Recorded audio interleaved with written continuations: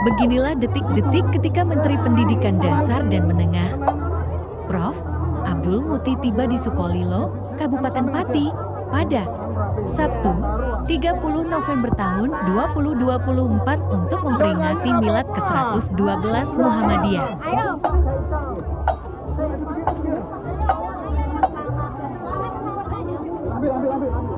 Universitas Muhammadiyah Kupang itu mahasiswanya 5.000 lebih dan 75% mahasiswanya itu beragama Kristen dan Protestan.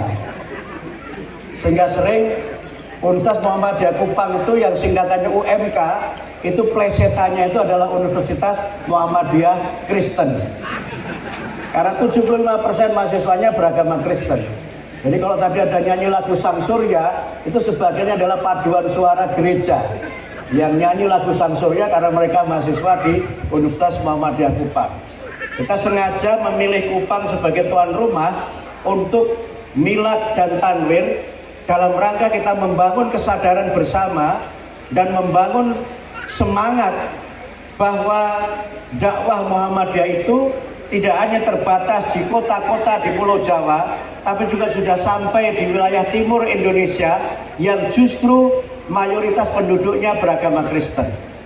Di masyarakat yang Muslim itu minoritas saja kita bisa berdakwah, apalagi ketika kita berada di daerah yang mayoritas penduduknya beragama Islam.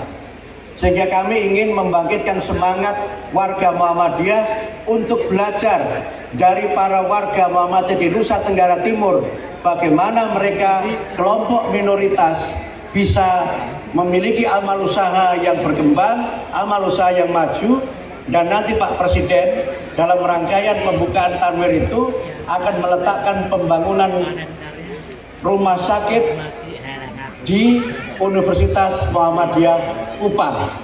Ini saya kira spiritnya mengapa kita ambil Kupang adalah karena alasan-alasan yang memang kita maksudkan untuk kita ini lebih bersemangat lagi. Yang kedua, kita mengambil tema menghadirkan kemakmuran untuk semua. Ini adalah tema yang kita ambil sebagai komitmen dari Muhammadiyah untuk memenuhi 3 misi penting yang menjadi bagian tak terpisahkan dari karakter gerakan Muhammadiyah. Yang pertama, Muhammadiyah berusaha untuk memenuhi misi khilafah, misi untuk manusia menjadi khalifatullah fil ardh, yang bertugas untuk menciptakan kemakmuran di muka bumi. Kalau kita membaca surat Hud, surat yang ke-11, ayat yang ke-61, Allah berfirman, wa ila samuda akhahum solihah qala ya qaumi ibudullah ma lakum min ilahin ghairuh huwa ansha'akum minal ard wasta'marakum fiha.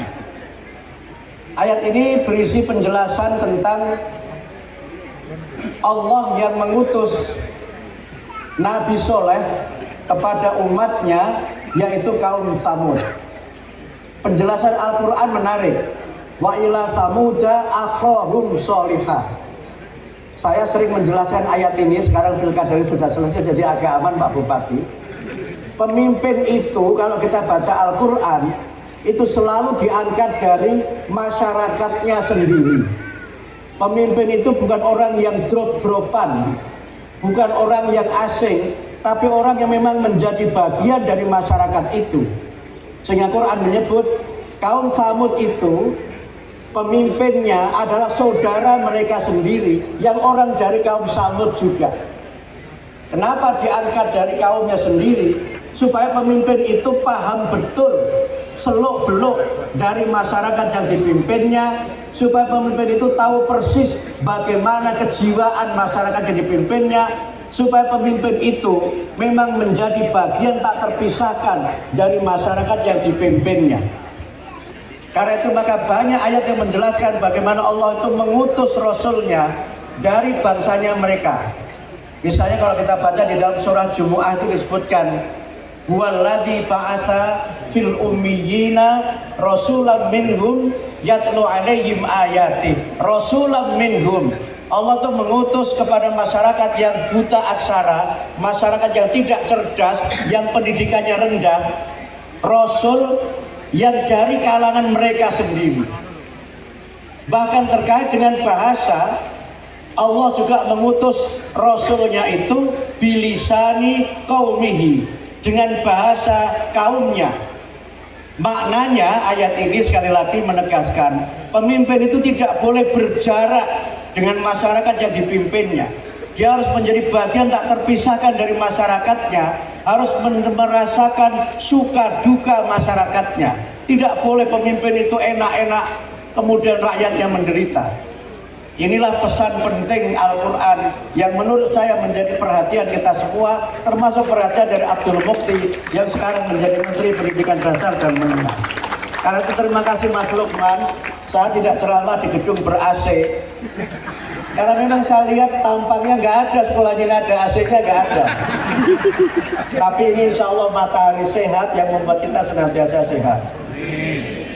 Yang kedua, ayat itu menegaskan tentang kedudukan manusia sebagai Abdullah. Manusia sebagai Abdullah itu adalah manusia hamba Allah yang tugasnya adalah beribadah kepadanya dan menyembah hanya kepadanya. Malakum min ilahin ghairuh, tidak ada bagimu Tuhan selain Allah. Ini pesan penting, pesan tauhid yang dibawa oleh semua Rasulullah. Tapi kemudian yang ketiga, manusia juga diingatkan oleh Allah bahwa kamu itu diciptakan dari tanah. Huwa ansha'akum minal ard. Manusia, kamu boleh ganteng, boleh gagah, boleh cantik jelita, boleh jadi menteri, boleh jadi kapolsek, boleh jadi kapolres, boleh jadi dandim, tapi semua kamu, you have the same origin. Kamu punya asal yang sama, kamu semua diciptakan dari tanah. Tapi Quran menggunakan lafaz yang menarik Bapak Ibu. Kalau kita bicara mengenai penciptaan, Quran itu kan menggunakan paling tidak 4 istilah. Kalau sudah semangat begitu sampai zuhur ini Mas Lukman. Anggap saja yang bagian terakhir ini saya sebagai sekum PP ya, sehingga banyak ngajinya. Kalau menteri ngajinya kebanyakan nanti dikira menteri agama. Mohon maaf akan depan. Ketika Quran bicara penciptaan itu ada 4 istilah yang dipakai. Pertama kholaqo, kholaqol insan dan seterusnya itu kan. Yang kedua itu ja'ala, yang ketiga itu fatoro, yang keempat itu ansya'a. Tapi ada yang berbeda dengan ansya'a. Kalau ansya'a itu menciptakan dan menumbuhkan, sehingga kata nasya'a itu sering diartikan dengan tumbuh dan menumbuhkan. Jadi tidak sekedar menciptakan kemudian ditinggal gelagah, tapi diciptakan kemudian dibantu, diberikan semua kemampuan untuk dia tumbuh sebagai manusia untuk menjadi khalifah Allah di muka bumi. Karena itu kemudian ketika manusia diingatkan oleh Allah mengenai kedudukannya sebagai Abdullah dan asal kejadiannya, manusia diberikan tugas memakmurkan bumi tempat di mana mereka dilahirkan, memakmurkan bumi asal muasal mereka diciptakan. Ini tugas yang sangat berat. Manusia tidak boleh lupa asal kejadiannya. Manusia tidak boleh lupa dari mana mereka berasal, sehingga dia punya tugas untuk menciptakan kemakmuran di muka bumi. Istakmaro itu ala wazni istaf'ala, yang artinya apa? Luweh dene temen-temen anggone dadeke bumi iki makmur. Amaro itu artinya ramai. Karena itu maka negara yang makmur itu negara yang ramai. Kenapa ramai? Karena penduduknya banyak dan ekonominya maju. Kalau negara ekonominya tidak maju, walaupun penduduknya banyak, itu tidak akan ramai. Orang nggak berani keluar rumah. Karena mungkin yang ada itu ketakutan akan pencurian, ketakutan akan kriminalitas. Tapi kalau makmur itu penduduknya banyak, berani keluar karena situasinya aman. Situasinya itu memungkinkan mereka untuk semuanya keluar. Dan itulah kenapa kemudian ada muktamar misalnya, itu kan kita ada pelajaran muktamar, itu mesti ramai. Orang datang dari mana-mana sebagai penggembira. Ada ibadah juga ramai namanya umrah. Itu kan ramai juga. Makanya jamaah umrah itu kalau tidak salah, itu jumlahnya tiap tahun itu ada lebih dari 3 juta orang dari Indonesia yang umrah ke Arab Saudi itu. Mungkin termasuk sebagian orang Sukolilo yang umrah itu. Makanya kita umrah itu ketendang itu ketemunya orang Indonesia. Kemana-mana ketemunya orang Indonesia. Makanya kalau Arab Saudi itu nggak baik-baik sama Indonesia, bisa ambruk ekonominya Arab Saudi itu. Coba kalau jamaah umroh Indonesia itu tutup, maka semua hotel itu, kullu funduk, maghlub, setiap pondok itu tutup. Pondok itu bahasa Arab, artinya itu hotel. Makanya kalau kita mondok itu artinya pondoknya serasa hotel. Saya kira filosofinya begitu menurut saya itu. Kalau bapak-bapak umroh itu kan begitu kan, yang hotel yang ada jamnya itu kan begitu, funduk Marriott gitu kan, funduk Hilton. Nah kalau sini funduk Al-Mu'ti. Kalau gunakan AC, mungkin waktu korek dalam waktu dekat kira-kira begitu ya. Karena itu maka bapak-bapak sekalian, manusia punya tugas memakmurkan bumi, memajukan ekonomi, menjadikan kehidupan itu aman dan menyenangkan. Sehingga manusia oleh Allah dilarang membuat kerusakan di muka bumi. La tufsidu fil ard. Ojo sepisan-pisan sira kabeh gawe rusakin dunya. Menciptakan kerusakan di muka bumi itu bentuknya dua. Yang pertama, mengeksploitasi kekayaan alam tanpa batas, tanpa perhitungan. Yang kedua, menciptakan kekisruhan dalam kehidupan di masyarakat. Itu termasuk menciptakan kerusakan di muka bumi. Nek senengannya gawe kisruh, ngajak padu, ngajak tukaran, ngajak perang, itulah namanya menciptakan kerusakan di muka bumi. Karena itu maka manusia oleh Allah diperintahkan untuk menciptakan kemakmuran di muka bumi dengan 3 prinsip. Ingat manusia, kamu itu adalah hamba Allah. Karena kamu itu hamba Allah, maka ikutilah apa yang diperintahkan oleh Allah. Ingat manusia, kamu itu berasal dari tanah. Jangan mentang-mentang kamu jadi pejabat, jangan mentang-mentang jadi Sekum PP Muhammadiyah, jangan mentang-mentang jadi Menteri Pendidikan dan Menengah, terus sombong gak karu-karuan. Gak boleh. Gak boleh. Wala tamsi fil ardi maroha. Ojo sepisan-pisan sira kabeh mlaku ning bumi, urip ning bumi gumedhe, sombong karena jabatannya. Jangan, tetaplah jadi hamba Allah yang senantiasa berkhidmat untuk sesama umat manusia. Dan karena itu maka manusia punya tugas yang ketiga, menciptakan kemakmuran di muka bumi. Nah, bagaimana cara menciptakan kemakmurannya? Manusia itu hidupnya makmur, kata Pak Prabowo. Ini karena menteri jadi harus menyebut presidennya. Kata Pak Prabowo, menciptakan kemakmuran itu kuncinya melalui pendidikan. Kalau orang punya pendidikan yang baik, kalau orang itu punya pendidikan yang berkualitas, insya Allah ekonominya akan mengikuti. Kemarin saya ikuti YouTube Pak Haidar Nasir waktu peresmian SD Asia Multilingual. Saya mengikuti lewat YouTube. Pak Haidar mengatakan, semua negara yang maju, semua negara yang hebat, semua negara yang makmur adalah negara yang pendidikannya maju. Karena kalau pendidikannya maju, mesti sumber daya manusianya unggul. Tetapi kalau pendidikannya tidak maju, tidak ada sumber daya manusia yang unggul. Karena itu maka memakmurkan bumi, menciptakan kemakmuran, pintunya salah satunya adalah melalui pendidikan. Sehingga pemerintah Pak Prabowo menyebut dalam pidatonya di Hari Guru itu, dan itu yang juga saya ketahui Mas Lukman, anggaran terbesar dalam Kabinet Merah Putih memang anggaran untuk pendidikan.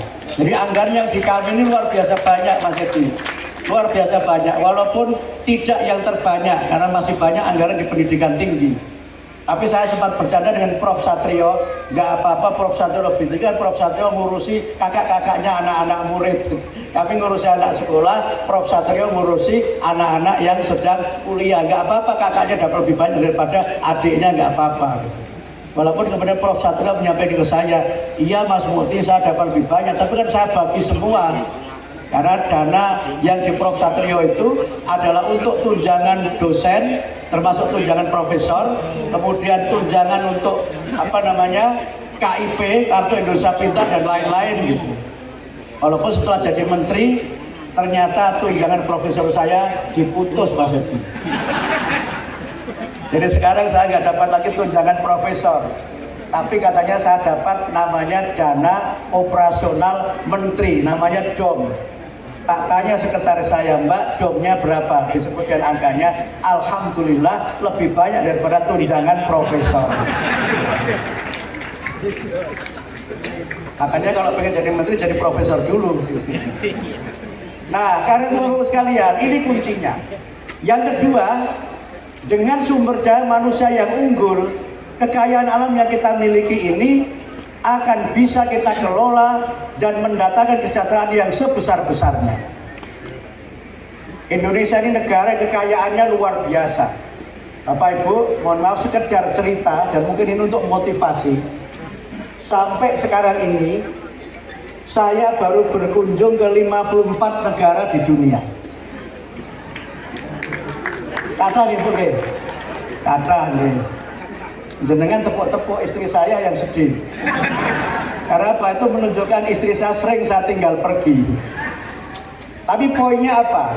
Di negara yang saya kunjungi itu tidak ada satupun negara yang kekayaan alamnya melebihi kekayaan alam Indonesia. Tidak ada satupun negara di dunia ini yang kekayaannya selengkap kekayaan alam yang dimiliki oleh Indonesia. Karena itu kalau kita punya kekayaan alam dan kekuatan sumber daya manusia, maka kemakmuran itu hanya soal waktu saja. Tapi kata Pak Prabowo, itu akan bisa terwujud kalau tidak dikorupsi, nek ora dicolong. Sehingga dengan cara seperti itu, insya Allah kita akan bisa melaksanakan tugas menciptakan kemakmuran. Ini alasan pertama Muhammadiyah. Alasan kedua, amanat pembukaan Undang-Undang Dasar 45. Di antara cita-cita kemerdekaan itu adalah agar kita menjadi negara yang merdeka, bersatu, berdaulat, adil, dan makmur. Jadi menciptakan kemakmuran itu bagian dari cita-cita para pahlawan, para pendiri bangsa agar kita merdeka.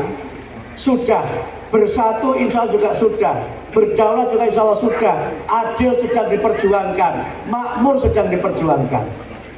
Itu amanat konstitusi, dan Muhammadiyah sebagai organisasi yang ikut mendirikan NKRI merasa punya tanggung jawab kebangsaan untuk berbuat.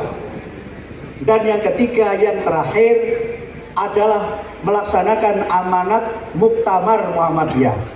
Muktamar Muhammadiyah ke-47 di Makassar, 48 di Surakarta.